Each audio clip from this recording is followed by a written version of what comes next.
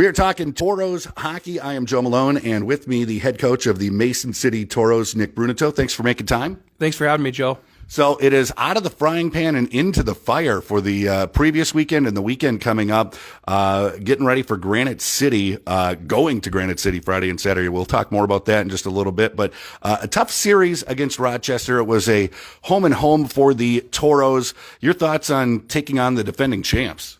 Yeah, I mean, obviously they're a great team. They're well coached, and we saw a lot of that on Friday and Saturday. Now, we definitely did some good things, but it's early in the season, so it's good for us to play these teams right out of the gate and quickly understand what do we need to fix, what do we need to work on.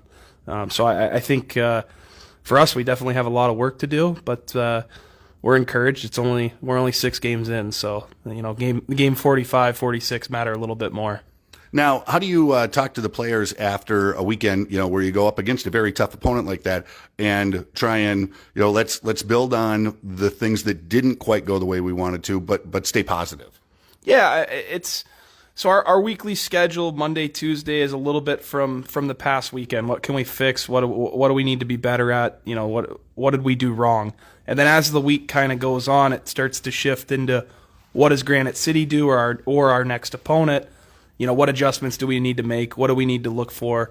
So the week kind of has a nice flow to it, but a big part of that is just like any athlete, it's a routine, and for the new guys, I think they're starting to get used to it, so that'll only help their growth.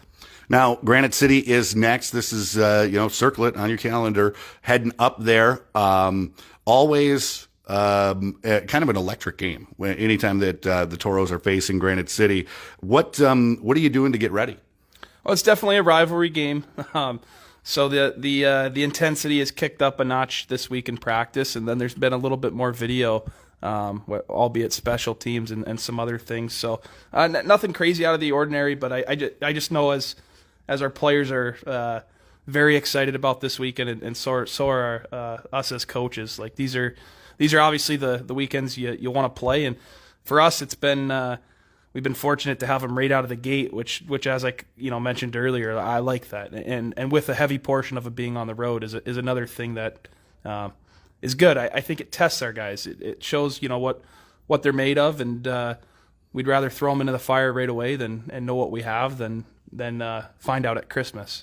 Now, defense for the Toros, trying to stop the other team from getting opportunities and capitalizing on those opportunities. They've been tested a lot in the first 6 games of this season.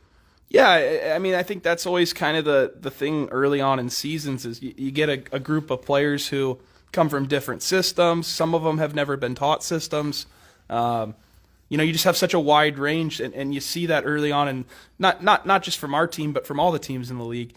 There's a lot more errors and blown coverages, and I think for us it's not anything disconcerting. It's early.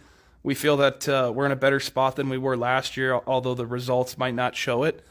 We really like our defensemen, and I know if we were to ever drop one of them, I think the whole entire league would reach out, as happened with the past 2 guys we let go. So we're encouraged, but there's a lot of work to be done.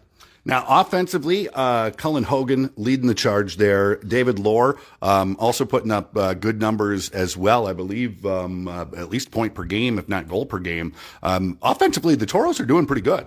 Yeah, we definitely have some good players on the front end.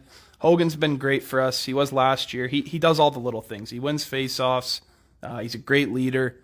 He's probably one of the best penalty killers in the league. So he's a little different style than Lohr, but he's been producing. He's been everywhere, all over the ice. So we've been very happy with him. And then Lohr is a very skilled forward. He is probably one of the closer guys to New Power, where he's one of the only guys on our team that can create something from nothing. A 1-on-2 rush, and all of a sudden he's got a breakaway. So I think those are some of the players that fans want to know about. They're exciting guys to watch, and we're hoping they're both going to have real big years for us. All right, Coach Bruneteau, thank you so much, and good luck against Granite City.